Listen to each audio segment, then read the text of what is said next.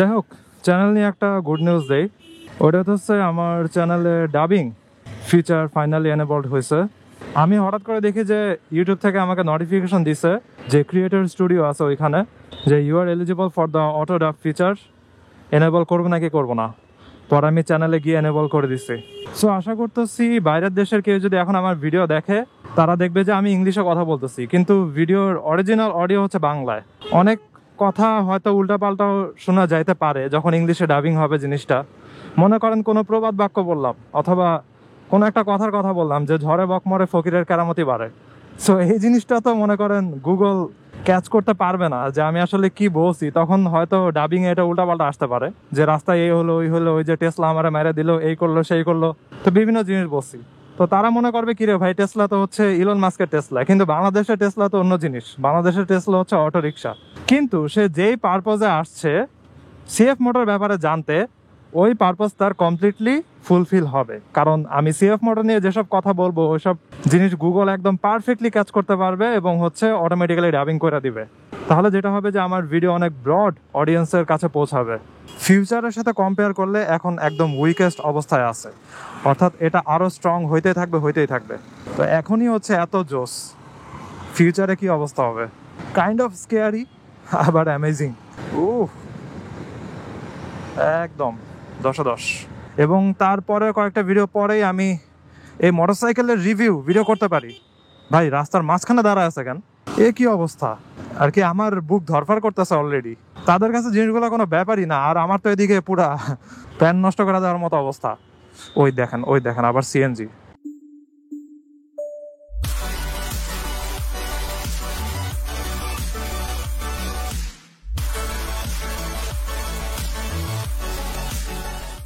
এই what is going on?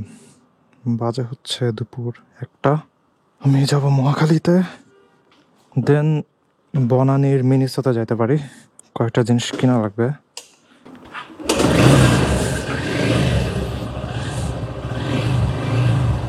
মুখে আমার একটা ঘা হয়েছে, সিভিট কিনা লাগবে। আর এমন জায়গাতে ঘা হয়েছে, হেলমেটে যে এখন মুখে যে চাপ লাগতেছে, ঠিক মতো আমি কথা বলতে পারতেছি না।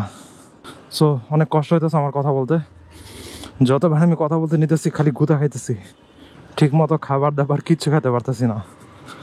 বাম পাশ দিয়ে চাবাইতে হয়, ডান পাশ পুরো অকেজো হয়ে গেছে আমার। যাই হোক, এখন শঙ্কর দিয়ে বের হব। আর এই শোরুমটা লঞ্চ হইতেছে, বলছিল যে জুনের লাস্টের দিকে নাকি জুলাই ফার্স্টের দিকে লঞ্চ করবে একদম পুরোপুরিভাবে। পরে হচ্ছে এখানে ভিজিট করতে আসবো। যাই হোক, চ্যানেল নিয়ে একটা গুড নিউজ দেই। ওটা হচ্ছে আমার চ্যানেলে ডাবিং ফিচার ফাইনালি এনেবলড হয়েছে।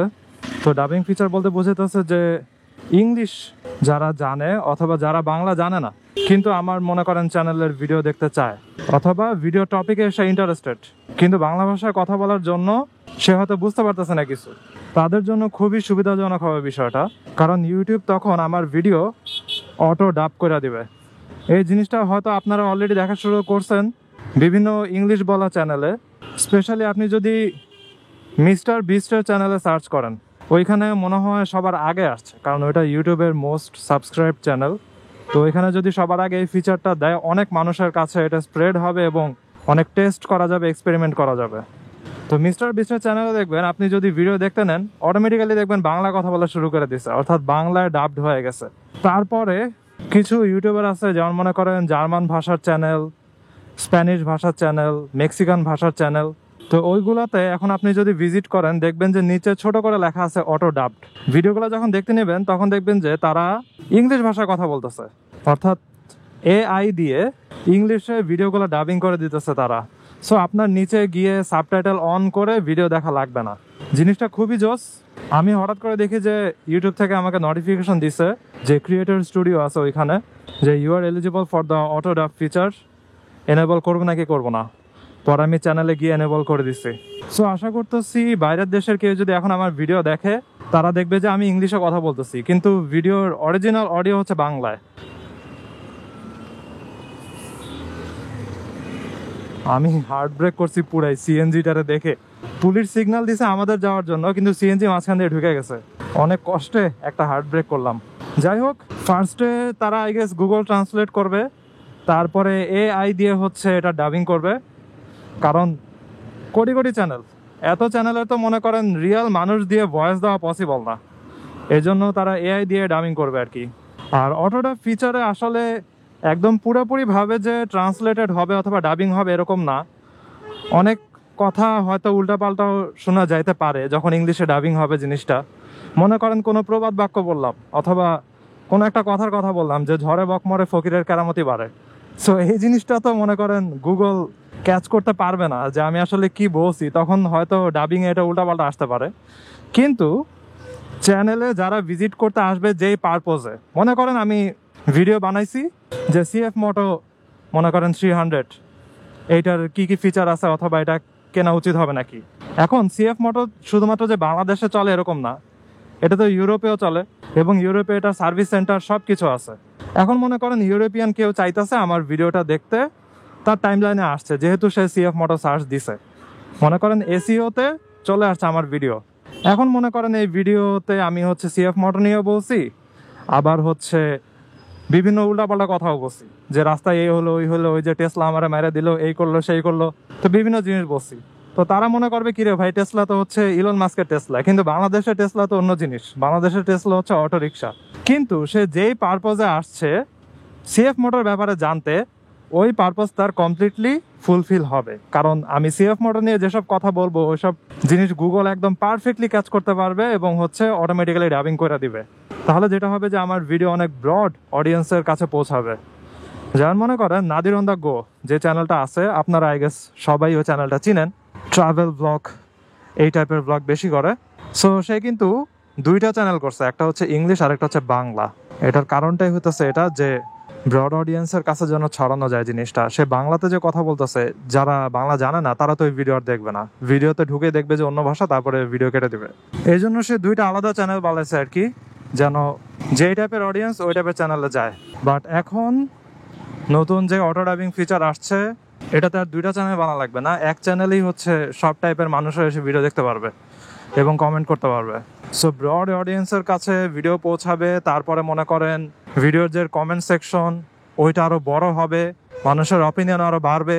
তবে যে সমস্যা আছে ওই যে যেটা বললাম, মনে করেন কিছু কথার কথা বললাম বাংলা ভাষায়, ওগুলা নাও বুঝতে পারে, ওইটার জন্য আবার ম্যানুয়াল মডারেশন এরকম অপশন রাখা হয়েছে ইউটিউবে। সো আমি যখন ওইটা এনেবল করতে নিয়েছিলাম তখন এরকম অপশন আসছিল, অটো ডাবিং ফিচারগুলো যাওয়ার আগে আপনি চেক করে নেবেন নাকি, অথবা কোনো লাইনে সমস্যা হয়েছে নাকি। তো খুবই ভালো লাগছে জিনিসটা, কোনো জায়গাতে সমস্যা হলে আমি ওটা এডিট করে নিতে পারবো। কারণ এই কথাগুলো তো কোনো মানুষ দিয়ে বলানো হইতেছে না, এটা তো এআই দিয়ে বলানো হইতেছে, এই জন্য প্রত্যেকটা সেন্টেন্স আমি চাইলে চেঞ্জ করতে পারবো। ছাগলের ঘাস খাওয়াইতেছে, এই ছাগলগুলো পালে কই, হয়তো কাছাকাছি কোথাও খামার টামার আছে, এখানে ঘাস খাওয়াইতে নিয়ে আসছে অনেকগুলা। এই একজনের কাছে হইতেছে সব ব্ল্যাক, ওইজনের কাছে ব্ল্যাক আর ব্রাউন মিক্সড। ব্রাউন গুলারে কি বলে, রাম ছাগল মনে হয় নাকি। এর মোটরসাইকেল বন্ধ হয়ে গেছে, লেটস গো। যাই হোক, অটো ডাবিং ফিচারের সুবিধা অসুবিধা নিয়ে আমি বললাম। অসুবিধা খুবই কম অ্যাকচুয়ালি, এবং এটা ফিক্সেবল, অর্থাৎ কোনো লাইনের সমস্যা হলে ওটা ফিক্স করা যাবে। বাট একটা সমস্যা, ওটা হচ্ছে আপনি ওই ইউটিউবারের একদম অরিজিনাল ভয়েসটা শুনতে পারবেন না। কিন্তু একটা আজব জিনিস হইতেছে, ইউটিউবার আর কি যেরকম স্টাইলে কথা বলতেছে অথবা তার ভয়েসের যেমন পিচ যেমন ভলিউম অনেকটাই হচ্ছে ওরকম ভাবে মিলায় মিলায় বলা হয়। আমি মিস্টার বিস্টের ভিডিও দেখছি, মিস্টার বিস্টের ভিডিওতে মনে হইতেছিল যেন মিস্টার বিস্টই বাংলা ভাষা শিখছে, একদম সেম ওরকম অ্যাকসেন্টে কথা বলতেছে আর কি, তার নিজের যেমন গলার ভয়েস ওরকম ভাবে। আমি পুরো অবাক হয়ে গেছি। আপনার কাছে শুনলে মনে হবে যেন সে এতগুলো ল্যাঙ্গুয়েজে আলাদাভাবে কথা বলছে, কিন্তু অ্যাকচুয়ালি পুরাটাই ছিল এআই। আরো কয়েকজন জার্মান ইউটিউবারের ভিডিও দেখছি, একদম মনে হয়েছে তার ভয়েস আর কি। এই অটো ডাবিং ফিচারটা এখন যেটা আসছে, ওইটা আপনি বলতে পারেন যে ফিউচারের সাথে কম্পেয়ার করলে এখন একদম উইকেস্ট অবস্থায় আছে, অর্থাৎ এটা আরো স্ট্রং হইতেই থাকবে হইতেই থাকবে। তো এখনই হচ্ছে এত জোস, ফিউচারে কি অবস্থা হবে, ফিউচারে যেসব প্রবাদ বাক্য বলবো ওইসবও বুঝা ফেলবে এবং দেখা যাবে যে একদম আমার স্টাইলে ইংলিশ ভাষা কথা বলতেছে। কাইন্ড অফ স্কেয়ারি আবার অ্যামেজিং, দুইটাই একসাথে। যাই হোক, লেটস গো। ফাইনালি একটু ফাঁকা রাস্তা পাইছি বিজয় সরণি সিগন্যাল পার হওয়ার পরে। জোস, পারফেক্ট।